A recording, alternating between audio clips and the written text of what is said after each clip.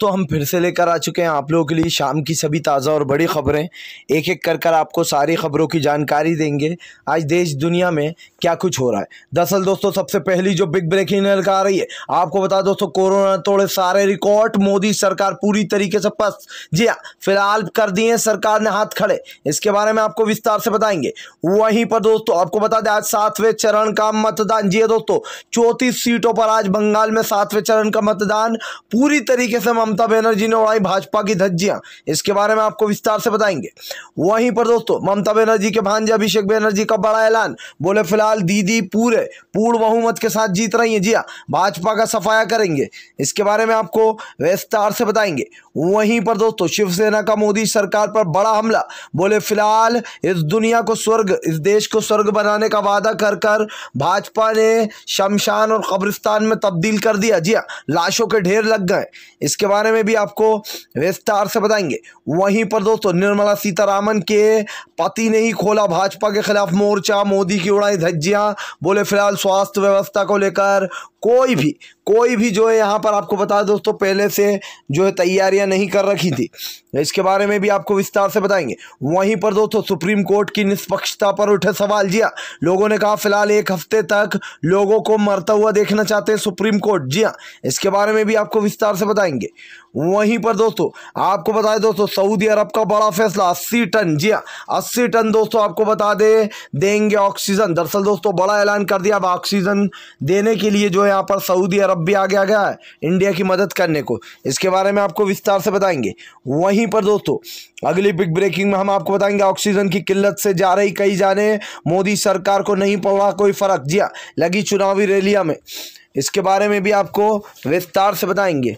वहीं पर अगली बड़ी खबर में हम आपको बताएंगे दोस्तों, आपको बता दें आज 7वें चरण के मतदान में भारतीय जनता पार्टी के ऊपर फूटा लोगों का गुस्सा, बोले पूर्ण बहुमत के साथ दीदी को जिताएंगे। जी हाँ, ज़्यादातर दोस्तों रुझान जो है वो दीदी की तरफ जाते हुए दिखाई दे रहा है, इसके बारे में भी आपको बताएंगे। तो सारी खबरें दोस्तों एक एक कर देंगे। फिलहाल खैर चलिए बढ़ते हैं सबसे पहली और सबसे बड़ी खबर की ओर। दरअसल दोस्तों आपको बता दें आज बंगाल में 7वें चरण का मतदान होना। जी आपको बता दें दोस्तों 34 सीटों पर यह मतदान हो रहा है। ऐसे में पूरी तरीके से पूर्ण बहुमत के साथ दोस्तों दीदी की सरकार आती हुई दिखाई दे रही है।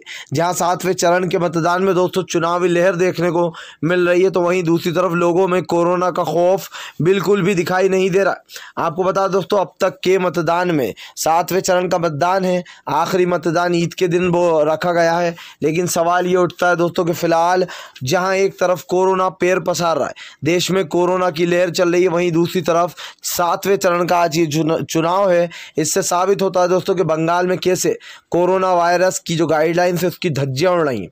जी हाँ दोस्तों आपको बता दें लगातार जो यहाँ पर धज्जियां उड़ रही हैं इस चीज़ की, और आप खुद देख सकते हैं कि कोई भी प्रोटोकॉल फॉलो नहीं कर रहा है, चाहे वो मंत्री हो या फिर आम जनता हो। बंगाल की सब लोग दोस्तों चुनाव में लगे हुए हैं, लेकिन आम जनता का क्या, जो कि संक्रमण से फैलता जा रहा है। और दोस्तों उन लोगों से पूछिए जिनको ऑक्सीजन नहीं मिल पा रहा है, यानी कि उनकी मुसीबत तो एक तरीके से दुगनी हो गई और सरकार अभी भी हाथ पे हाथ धर कर बैठी है। ये कहना गलत तो नहीं होगा। फिलहाल खैर चलिए हम बढ़ते हैं दोस्तों एक और अगली बिग ब्रेकिंग की तरफ। बता दोस्तों आपको बता दें पूरी दुनिया में इंडिया में सबसे ज़्यादा कोरोना वायरस का कहर। जी हाँ, आपको बता दोस्तों बन गया शमशान। दरअसल दोस्तों मोदी सरकार की नीतियों पर अब सवाल उठने खड़े हो गए। जिस तरीके से आपको बता दें ऑक्सीजन की सप्लाई होना चाहिए, उस तरीके से हर एक जगह पर ऑक्सीजन समाप्त हो चुका है। दूसरे देश हैं जो आगे आकर ऑक्सीजन देने की बात कर रहे हैं। आपको बता दोस्तों भारत पर लगातार ये संक्रमण का खतरा बढ़ता चला जा रहा है, जिसको लेकर अब आपको बता दें भारतीय जनता पार्टी को लोगों ने घेर लिया। आपको बताता चलूं दोस्तों कि यहाँ पर बीजेपी की अब नीतियों पर सवाल उठ रहा है। जी हाँ, जिस तरीके से दोस्तों डॉक्टरों ने ही मोर्चा खोल दिया मोदी के खिलाफ। डॉक्टरों का कहना है कि फिलहाल 1 साल मिला था सरकार को इंतजाम करने के लिए, लेकिन सरकार ने इन 1 सालों में दोस्तों चुनावी रैलियों पर ध्यान दिया, लेकिन देश की बिगड़ती स्वास्थ्य व्यवस्था पर कोई ध्यान नहीं दिया गया। सोचिए दोस्तों 1 साल में मोदी सरकार क्या से क्या कर सकती थी, लेकिन फिलहाल अगर इनको चुनावी रैलियों से फुर्सत मिले तो ये कुछ करें, या फिर इनको सरकार गिराने से फुर्सत मिले तो ये लोग कुछ सोचें। लेकिन दोस्तों अब जिस तरीके से सरकार पर सवाल उठ रहा है, ये बात तो तय है कि फिलहाल भारतीय जनता पार्टी दोस्तों अब रार में आ गई और लोगों ने अपने निशाने पर लेना शुरू कर दिया कि फिलहाल मोदी सरकार देश विरोधी सरकार बन चुकी है। दोस्तों फिलहाल खैर चलिए हम बढ़ते हैं दोस्तों एक और अगली बिग ब्रेकिंग की तरफ। बता दोस्तों 7वें चरण के मतदान में अभिषेक बनर्जी ने मतदान वोट डालकर बोला मोदी सरकार पर बड़ा हमला। बोले फिलहाल डर रहे हैं, जी हाँ, ममता दीदी से डर रहे हैं और ममता दीदी पूर्ण बहुमत के साथ फिर से एक बार सत्ता में आ रही हैं। आपको बता दोस्तों ममता बनर्जी के भांजे अभिषेक बनर्जी ने आड़े हाथ ले लिया मोदी और शाह को। बोले फिलहाल बंगाल में इनका कुछ नहीं होने वाला है और उम्मीद यही है कि पिछली बार से भी ज़्यादा सीटें लेकर आएंगे अब की बार। आपको बता दें दोस्तों लगातार रुझान जो आ रहा है वो ममता बनर्जी को 60% वोट के साथ जिताते हुए नजर आ रहा है। जी हाँ, सर्वे के दौरान भी दोस्तों ये पता चला है कि फिलहाल पूर्ण बहुमत के साथ अब की बार भी दीदी की सरकार बनती हुई नजर आ रही है। लेकिन सवाल यही दोस्तों कि फिलहाल दीदी ने जिस तरीके से बंगाल में भारतीय जनता पार्टी का सुपड़ा साफ किया है ये अपने आप में काबिल तारीफ है। और आज 34 सीटों पर मतदान होना है। 2 तारीख को फाइनली पता चली जाएगा दोस्तों कौन है असली बादशाह वहां का। फिलहाल खैर चलिए हम बढ़ते हैं दोस्तों एक और अगली बिग ब्रेकिंग की तरफ। बता दोस्तों अगली जो बड़ी खबर निकल कर आ रही, निर्मला सीतारामन के पति ने ही बोला मोदी सरकार पर बड़ा हमला। बोले फिलहाल स्वास्थ्य को लेकर कोई भी जो यहाँ पर तैयारियां नहीं कर रखी थी केंद्र की मोदी सरकार ने। आपको बता दोस्तों निर्मला सीतारामन के पति ने मोदी सरकार को घेरते हुए कहा कि फिलहाल आज देश मर रहा है। जी हाँ, पल पल घुटता मरता ऑक्सीजन के लिए देश फिर भी मोदी सरकार को दिखाई नहीं दे रहा। भले ही मोदी सरकार ने अपनी मीटिंग में ये कहा हो कि ऑक्सीजन मिलेगा, लेकिन दोस्तों वो ऑक्सीजन अभी तक नहीं मिल पाया, जिसको लेकर अब आपको बता दें बड़े पैमाने पर बड़े घोटाले हो रहे हैं, जिसको लेकर यहाँ पर निर्मला सीतारामन के पति ने भी बड़ा हमला बोल दिया। बोले फिलहाल सरकार ने कोई जिम्मेदारी नहीं निभाई, स्वास्थ्य व्यवस्था को लेकर छोड़ दिया लोगों को मरने को। जी हाँ, सड़कों पर लोग दम तोड़ रहे हैं दोस्तों। ऐसा नज़ारा हमने पहले कभी नहीं देखा है दोस्तों। ये 100 साल में पहला ऐसी महामारी देखने को मिली जहाँ पर लोग ऑक्सीजन की कमी के कारण सड़कों पर दम तोड़ रहे हैं, अस्पताल में बेड नहीं मिल रहे हैं, शमशान घाटों में लाशों के ढेर जल रहे हैं, कब्रिस्तानों में लाशों के ढेर लगे हैं। लेकिन फिलहाल इस केंद्र की मोदी सरकार को कोई फ़र्क नहीं पड़ता दोस्तों। इनको सिर्फ चुनावी रैलियों से फ़र्क पड़ता है जिससे इनका फ़ायदा होता है। फिलहाल खैर चलिए हम बढ़ते हैं दोस्तों एक और अगली बिग ब्रेकिंग की तरफ।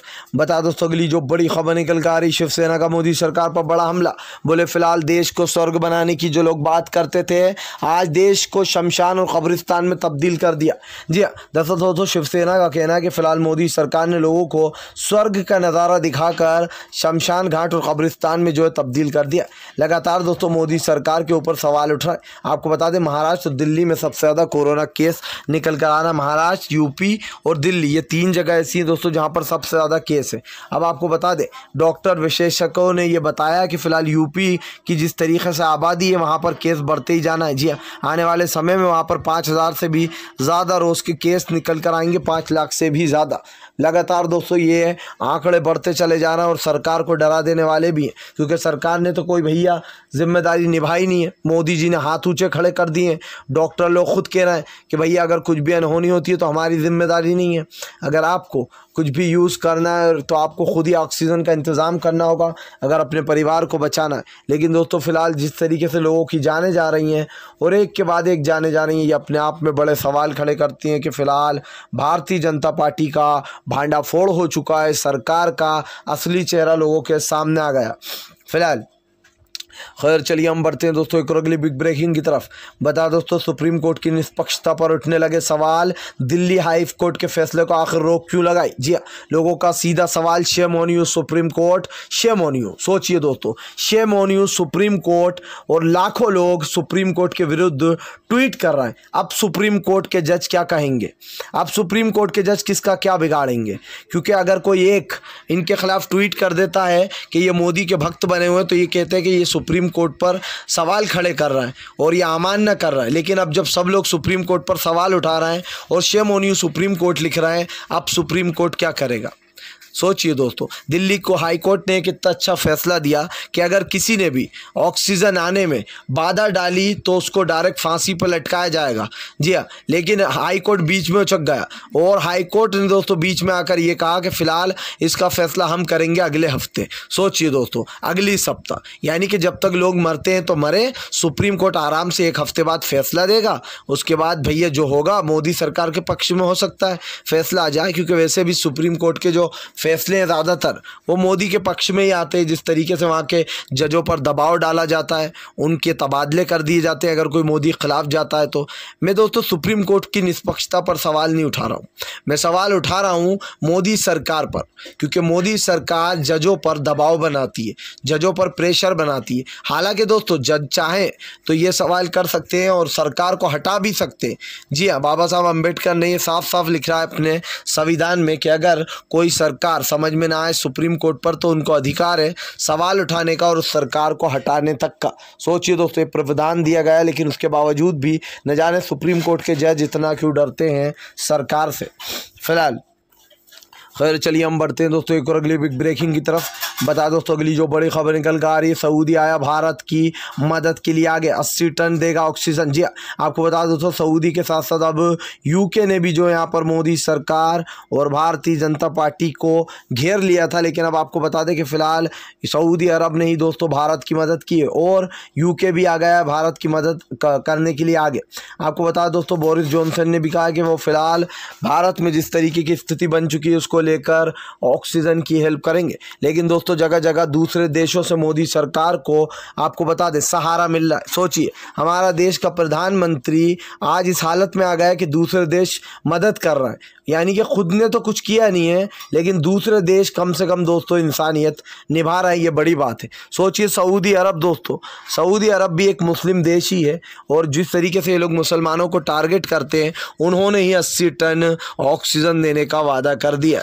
अब सवाल ये होता है दोस्तों कि फ़िलहाल जिस तरीके से बड़े बड़े देश हमारी मदद करने आगे आ रहे हैं, मोदी सरकार को अब तो थोड़ी सी शर्म आ ही जाना चाहिए और उन दंगाई पत्रकारों को भी जो मोदी सरकार के हर गलत काम में साथ देते हैं, जैसे कि अर्नब गोस्वामी आजकल उसका एक ही काम है वो मोदी को टारगेट कर, वो मोदी सरकार को डिफेंड करने में लगा है। वो बोल रहा है भैया गलती मोदी सरकार की थोड़ी ना है, गलती तो सिस्टम की है। हाँ दोस्तों सिस्टम से मुझे याद आया, आजकल आपने देखा होगा गोदी मीडिया ने एक नया नारा छेड़ रखा है, सिस्टम। इनको लगता है कि जो कुछ भी गलत हो रहा है ये सरकार नहीं ये सिस्टम कर रहा है। तो यहाँ पर इन गधों से ये पूछा जाए कि सिस्टम कौन चलाता है या फिर ये सिस्टम किसने बनाया। सिस्टम भी तो दोस्तों सरकार की ही देन है, सरकार के कहने पर ही तो ये सिस्टम चलता है। लेकिन उसके बावजूद भी ये गोदी मीडिया दोस्तों अकल से पैदल बोल रही है इसमें मोदी की गलती थोड़ी ना है, ये तो सिस्टम की गलती है। लोगों ने जमकर सोशल मीडिया पर ट्रोल किया, कहा फिलहाल अब तो शर्म कर लो देश के दलालों, लोग मर रहे हैं और अब भी तुम मोदी के गुणगान गा रहे हो, मोदी सरकार एक्सपोज हो चुकी। अब दोस्तों लेकिन चक्कर क्या हुआ है, अब ये लोग कितना ही मोदी सरकार को डिफेंड करने की कोशिश कर लें, कितना ही बचाने की कोशिश कर लें, लेकिन अब भांडा फूट चुका है। पहला तो ये कि केजरीवाल ने मोदी सरकार की मीटिंग को पहली बार लाइव कर दिया, क्योंकि मोदी सरकार ने आज तक लाइव कॉन्फ्रेंस एक भी नहीं की थी और केजरीवाल ने उनका वो रिकॉर्ड तोड़ दिया, जनता को बता दिया कि फ़िलहाल इस देश का प्रधानमंत्री क्या बातें करता है और क्या सोचता है। इसीलिए मोदी सरकार बिलबिला गई। उसके बाद दोस्तों अब कोरोना की आड़ में जिस तरीके से बहाने ढूंढ रहे थे कि मोदी की तो कोई गलती नहीं है सिस्टम की गलती है, अब ये भांडा भी फूट चुका है। जनता जान चुकी है कि भैया आने वाले समय में इन्हें वोट नहीं देना है। जिस देश का प्रधानमंत्री ऐसा होगा वहाँ पर ऐसी आपातकालीन स्थिति तो बनना ही है। फिलहाल खैर चलिए हम बढ़ते हैं दोस्तों एक और अगली बिग ब्रेकिंग की तरफ। बता दोस्तों अगली जो बड़ी खबर निकल कर आ रही है, आपको बता दें कई अस्पतालों ने किया हाथ खड़े, बोले फिलहाल अपने अपने मरीजों को लेकर चले जाएं। जी हाँ, और अगर कुछ भी हो जाएगा तो हम जिम्मेदारी नहीं लेंगे। आपको बता दोस्तों लगातार जो यहाँ पर सर गंगा राम हॉस्पिटल हो या फिर गोल्डन हॉस्पिटल, इन्होंने हाथ खड़े करते हुए साफ कह दिया कि फिलहाल ऑक्सीजन पूरी तरीके से ख़त्म हो चुका है। आपको बता दोस्तों देश के सबसे बड़े 4 डॉक्टरों ने मोदी सरकार को घेरते हुए कहा कि फिलहाल ये सरकार लोगों की जान जाने का इंतजार कर रही है, जब लोगों की जान चली जाएगी जब ये ऑक्सीजन का इंतजाम करेगी। आपको बताता चलूं दोस्तों अब डॉक्टरों ने भी मोदी के खिलाफ मोर्चा खोल दिया, बोले केंद्र सरकार लोगों की जाने जाने का इंतजार कर रही है कि कब लोग मरे और कब हम जो है बाद में भेजें ऑक्सीजन। सोचिए दोस्तों ऑक्सीजन की सबसे ज़्यादा ज़रूरत कब है, अभी है। ऑक्सीजन की किल्लत पड़ रही है, लेकिन उसके बावजूद भी केंद्र की मोदी सरकार ऑक्सीजन जुटाने में नाकामयाब रही है। और इस बात को दोस्तों झुटलाया नहीं जा सकता कि फ़िलहाल भारतीय जनता पार्टी के ऊपर दोस्तों अब सवालों की झड़ी खड़ी हो चुकी है कि फ़िलहाल ये सरकार नहीं बल्कि दोस्तों ये तो अब एक अलग ही लेवल की सरकार बन चुकी है, जो कि दोस्तों चुनाव में लगती है, चुनावी रैलियां करती है, सरकार नहीं बन पाती है तो दूसरों की सरकार गिरा के अपनी सरकार बनाती है। बस इसका ज़िंदगी का मोटिव यही है। इस सरकार को देश दुनिया से कुछ लेना देना नहीं है, बस सत्ता में रहने का नशा है। फिलहाल अगर आप भी मानते हैं दोस्तों कि एक चाय वाला देश को नहीं संभाल सकता है और उसकी सोच वही है दोस्तों चाय वाली, तो आप भी इस वीडियो को ज़्यादा से ज़्यादा शेयर कीजिए, लाइक कीजिए, और अगर आप हमारे चैनल पर पहली बार आए हैं तो सब्सक्राइब करने के साथ साथ पास में एक घंटी आएगी यानी कि बेल आइकन, उसको ज़रूर दबाएं ताकि हमारे हर वीडियो की अपडेट आपको मिल